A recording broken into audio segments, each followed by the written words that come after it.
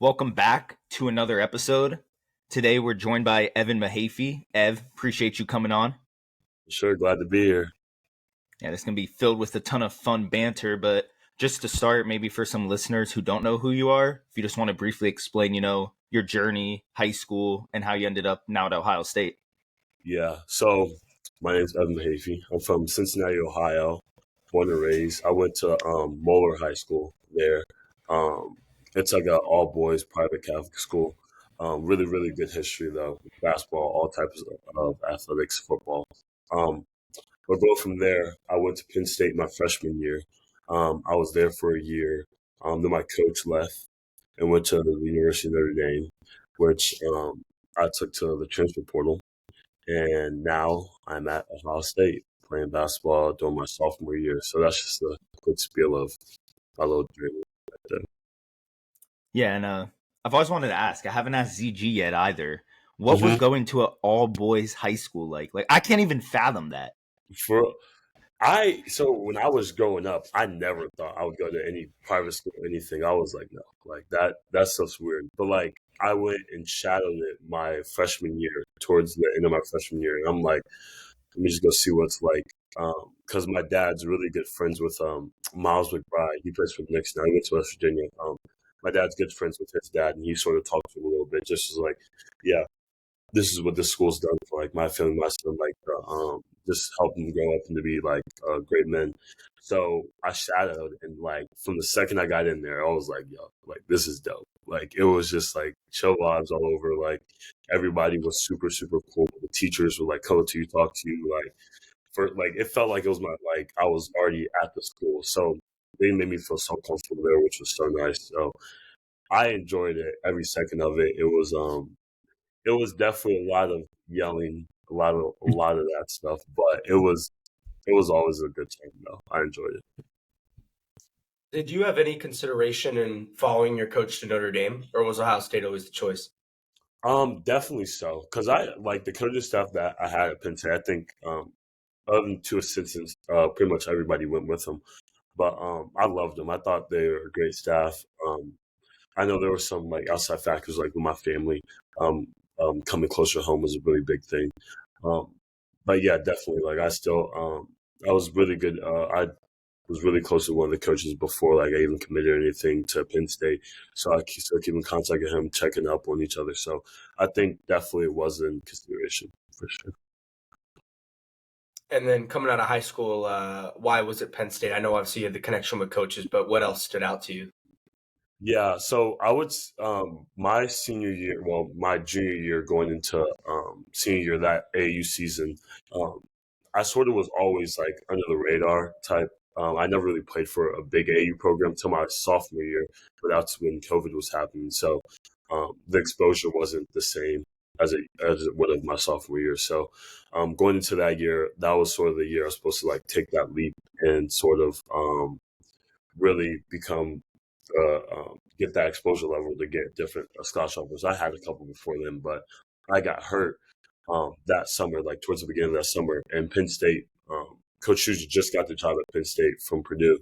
So um, we had a connection from there, and he still recruited me at Penn State. And one of the coaches that he hired was the guy that I'm close with. He's from Cincinnati area. So talking to them even after I got hurt and how they were still really enthusiastic about me and the potential of me coming there really just was like, oh, like that's love for sure. Because it could easily have been like, this kid's hurt. We didn't see enough of them, like leave them. But they were still supporting. They were still talking to me every day. And I thought that, like Coach Shoes, he's from the NBA too. He coached the Celtics for a while. He's won in the Big Ten. He won at Purdue. So it was just really, really it really was. I got lucky because I felt like I got a really, really good coach at a good time too, with him being his first year at Penn State. You were part of Penn State's first tournament win in over 20 years. What was that experience like? Man, that was crazy. That was so cool though, because the campus, you could just the support that came with it was really awesome. I know when I was going through the recruit process, she was just like look at the football, look at the wrestling, look at the volleyball. Like, all these programs are winning, and look at the support that are behind them every single year.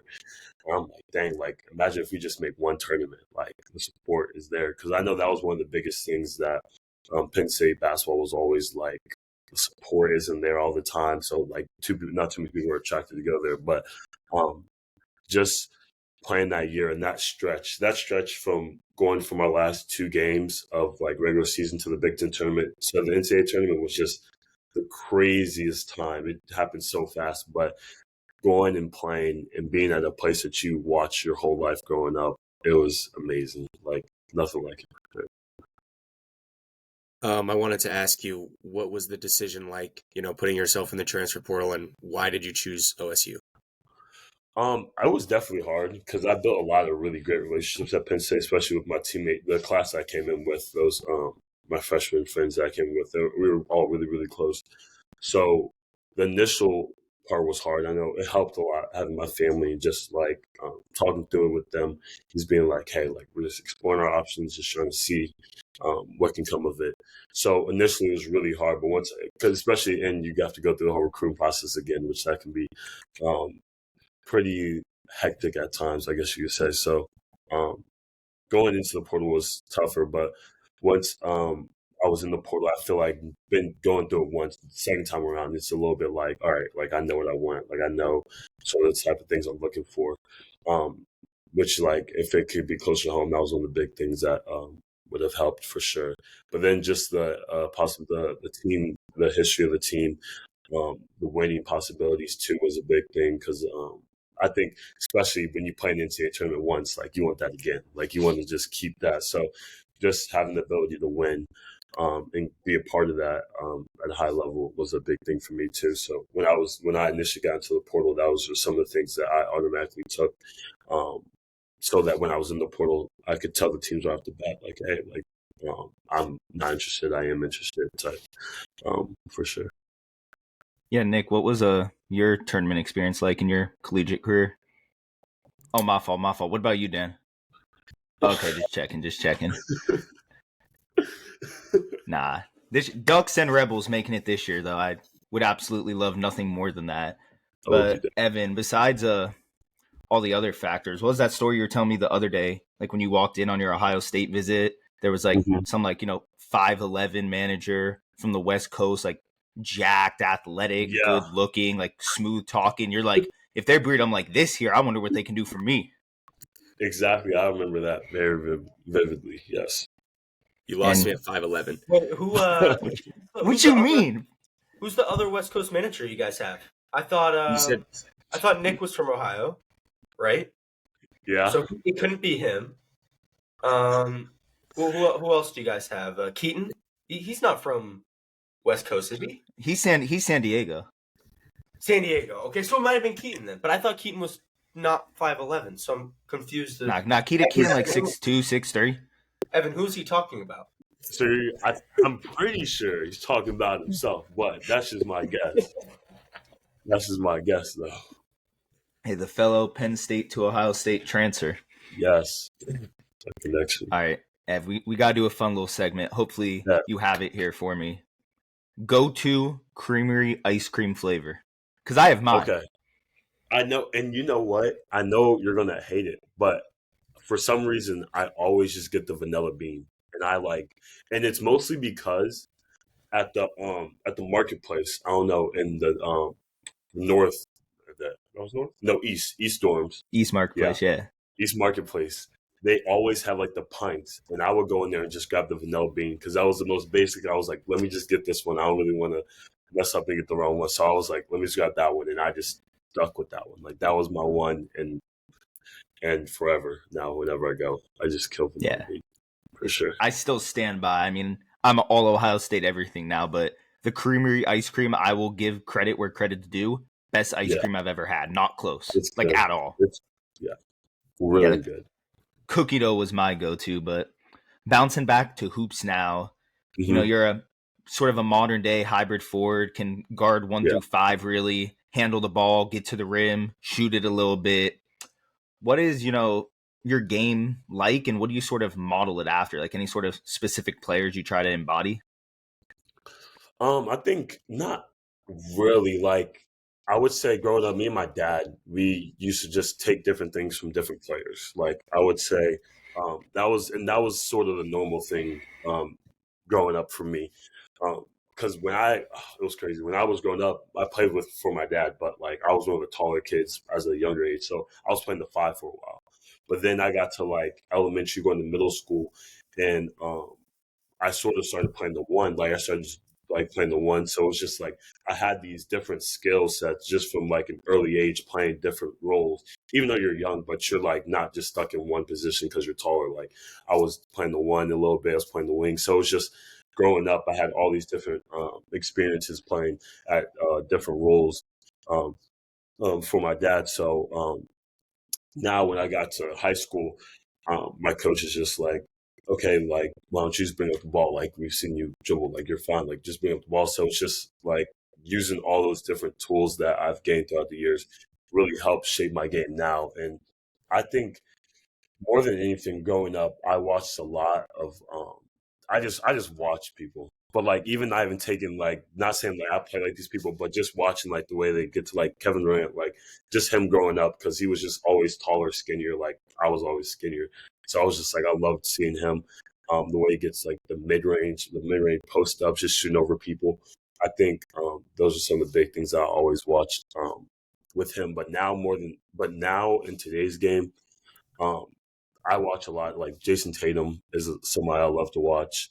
Um, I love to watch Jimmy. I love to watch Jimmy Butler play just because he plays so hard and just like this tenacity to win. I feel like that's another characteristic I take from him.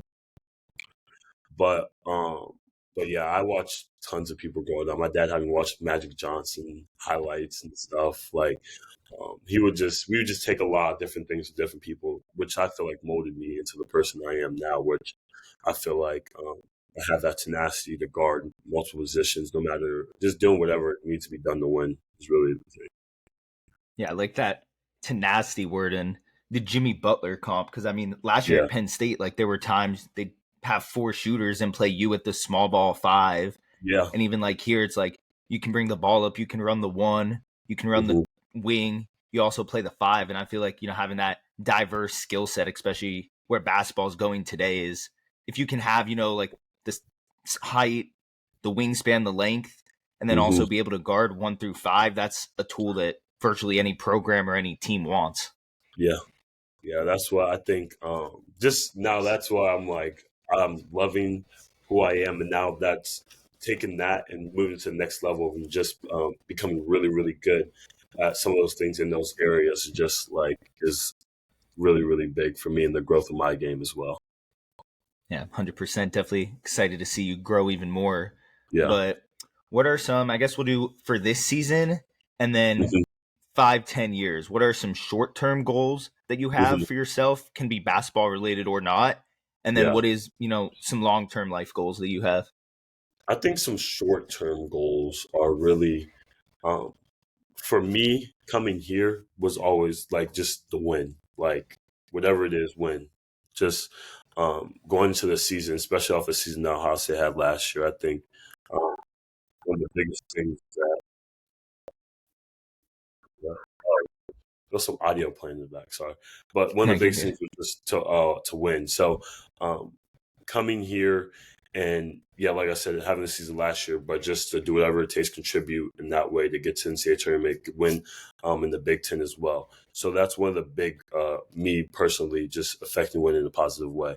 But then also just the growth in the Big Ten for me, the growth with myself this season. I feel like coming here, the entry in the portal, I wanted a little bit bigger role, and I feel like I got the opportunity here. So just being able to take advantage of the opportunity and grow and develop and become a really good player in this conference and then really in the country is really what some of the goals that I have for myself. Just that growth aspect for sure. Yeah. Oh, they said what, 5 to 10 years? Yeah, some long term goals that you might have. I think ultimately going to the NBA, making it there, and then thriving there as well. Not just making it, just not being a regular, just being able to um, go into a league that I've watched my whole life and just thrive and play play the highest level of basketball. But then also on the flip side of that, playing in that type of basketball, but also in the business world too. Right now, I'm a finance major. I feel like my mom always told me, my dad was telling me, like, basketball is just really, like, I've always loved basketball, but there's always been this piece of me that's always loved to go outside the scope and just try something different. So I think once I am in that position, just growing and being able to look at different things in the business world that I can get into, owning my own business is something that I really want to do one day. Being able to contribute something positive to this world is something I really want to do too. So finding my niche in that too is something I want to do especially once I have the funds to support that, will be something for me. Yeah, I love that. Actually, absolutely love that, perspective. And you don't really see a lot of student athletes, especially, prominent players on high major teams doing a hard major like finance or thinking about business in the future. Is that sort of something that you've always, thought about? Is that like, because a lot of players just focus solely on basketball, but I feel like you're already like planning long term ahead, like for life, which is amazing.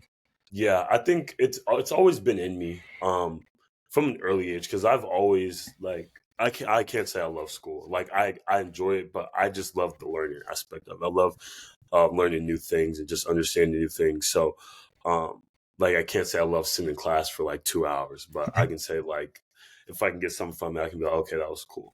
But from an early age, my mom always instilled in me, like, hey, like, you're a really good athlete, but like, just what more can you add to it? And I'm Christian too. That's my the faith that, so just being able to use my faith, drive to be myself in that way on the court, but also be that person off the court, be that really good Christian person off the court, and do other things outside of just play basketball. So if that's getting a job and doing something else in the business world, but using my faith in whatever I'm doing is some of the things that were installed in me at a young age that I want to continue to bring no matter where I am.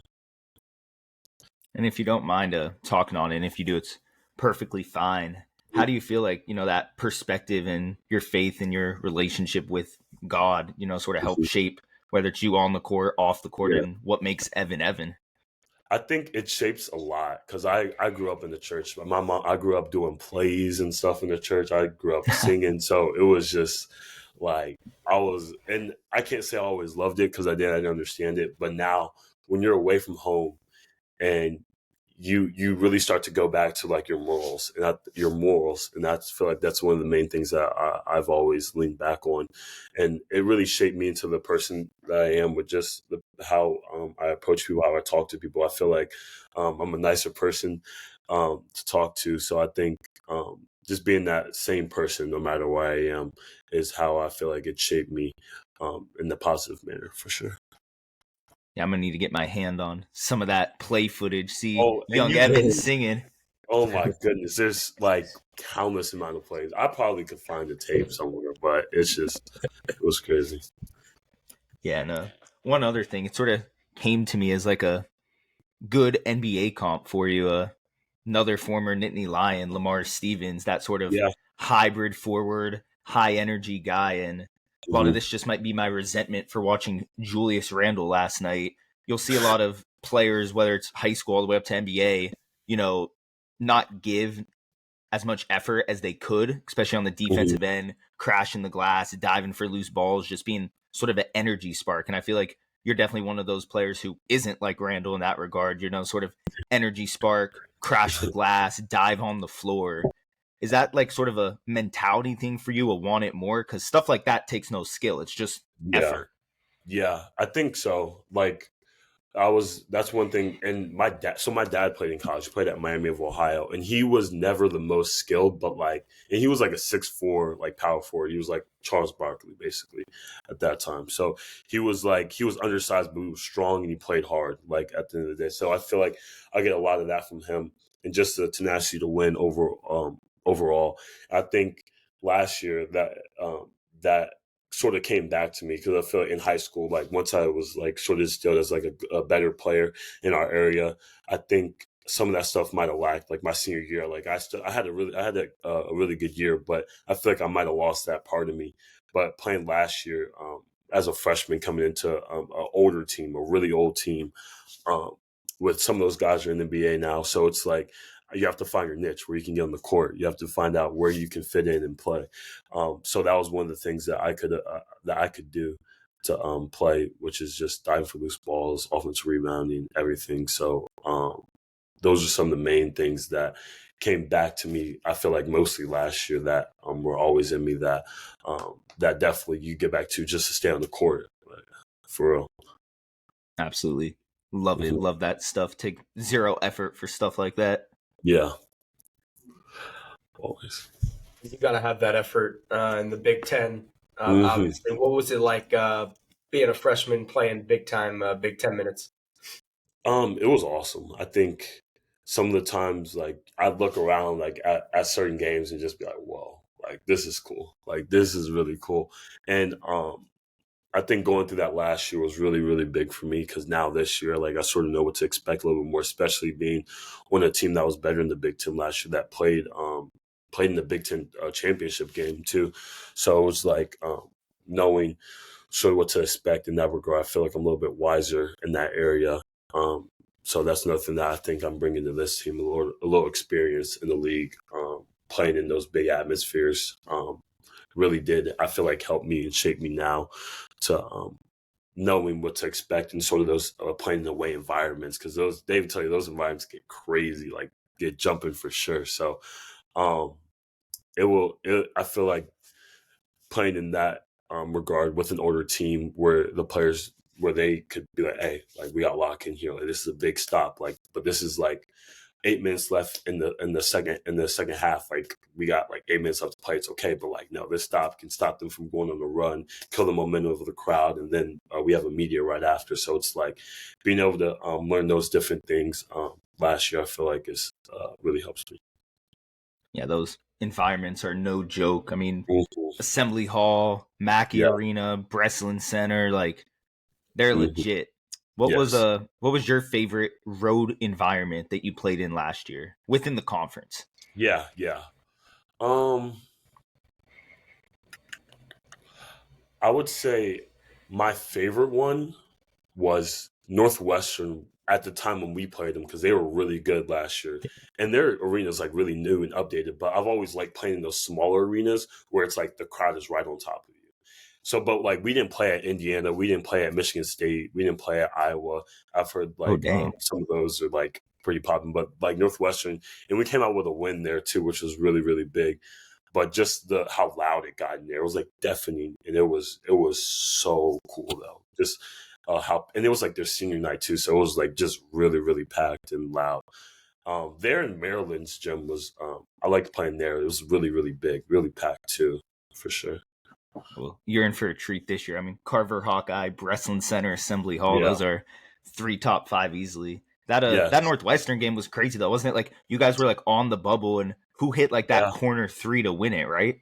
Yeah, Cam. So yeah, we were literally, I think right before that was part of the 2-game stretch. So it was that game, then Maryland game right after. So Yeah. if we won that one, which sort of, it didn't solidify that we're making an NCAA tournament, but like it kept us there, like on that bubble. And then when the Maryland game sort of like pushed us above it, where we were like sort of in, but like knowing, like, if we, like, which we did, we won the first round of our Big Ten tournament, that sort of solidified us going to the NCAA tournament. So that sort of stretch right there was so big for us. And didn't that Northwestern game have like a crazy ending too though? Yeah, it did. So like, I remember that. What is it? No, it did. It did. We went to overtime. It was back and forth like the whole game. And we ended up hitting the game winner to win it. So yeah, that was Northwestern game, and then the Maryland game, we hit a game winner again to win that one. So, and the Maryland game was home, so it was like 2 days span back to back game winners. It was crazy. I remember watching those. It was crazy. And that Micah Shrewsberry offense, the Yes. 5 out at times. What was that like, playing sort of a NBA offense within college in the Big Ten, where it's usually not very NBA oriented at all? I think it was great. It was great for my learning too.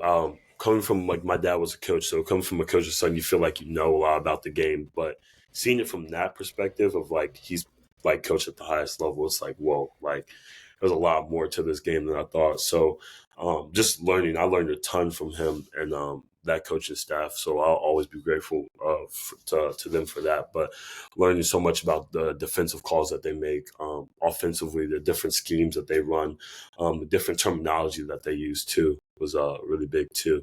So playing for him and just playing in that system really that's one of the reasons why I went there. Like, I knew we were going to be doing that. Like, he sort of told us through the recruiting process, like, hey, like, this is how we're playing. This is how the best players in the world play. So this is how we're going to play. So being able to learn from them was really, really cool for me too. Yeah, it's cool now too. You had the sort of the Celtics offense because he was there with that, and now with Coach Brandon, you can get some insight on the Celtics defense. You got the best of both worlds there. Literally, yes. As somebody who next year is going to start being in the Big Ten, Evan, I have to ask you, what are your top 3 wintertime essentials? Because I'm a West Coast guy. We're in the Northwest right now. It's cold, but it's not Big Ten cold. Yes. If I'm traveling next year, I need to know, what are your top 3 wintertime essentials? I might need to borrow 1 or 2 from you. All right, man. So, and you know what? I'm going to say this number one because it's starting to get cold here. And Penn State last year, oh my goodness. That was like, the wind there too makes it so much worse. It's bad. It's so bad. And I had like a scooter last year. So my number one would be gloves. Like, especially if we're going to walk around, like, I'm walking around on campus, I'm like ordering pairs of gloves. Like, I need some gloves. Yes. And then that coat, you need that bubble coat. You need some type of coat always. Because that will save your life. Those jackets will not do it, especially with the wind. Then I'll say my last one is just, you need a hat. You need a hat to cover your ears, something to protect your head. My dad used to yell at me whenever I would come out of practice without a hat on. He'd be like, you're going to get sick. I'm like, I don't know what logic that is, but all right, let me just put on a beanie. So yeah, those 3 things. I'm glad to know that's universal parenting, the classic, put on a coat, put on a hat, otherwise you're going to get sick. Yes. No science. I mean, there could be a science behind it, but there's never any evidence provided. It's just straight up, put that on, you're going to get sick. Literally, and you're like, why? Because I said so. Okay, I guess that's the logic. Exactly. I guess that's the logic. Classic. Because I said so. Always the go-to. No, Ivan, this was tremendous. Unless you have anything left you want to say to the viewers or to us, I think perfect time to wrap it up. Yeah, no, thank you guys for having me on. This is great. I loved it. And it was a ton of fun. Definitely glad we got you on. It's great insights there. I think the listeners are going to enjoy it. So appreciate you taking the time. Definitely. No, thank you guys for having me again. I really appreciate it. Yes, sir. And as always, PPP out. Peace.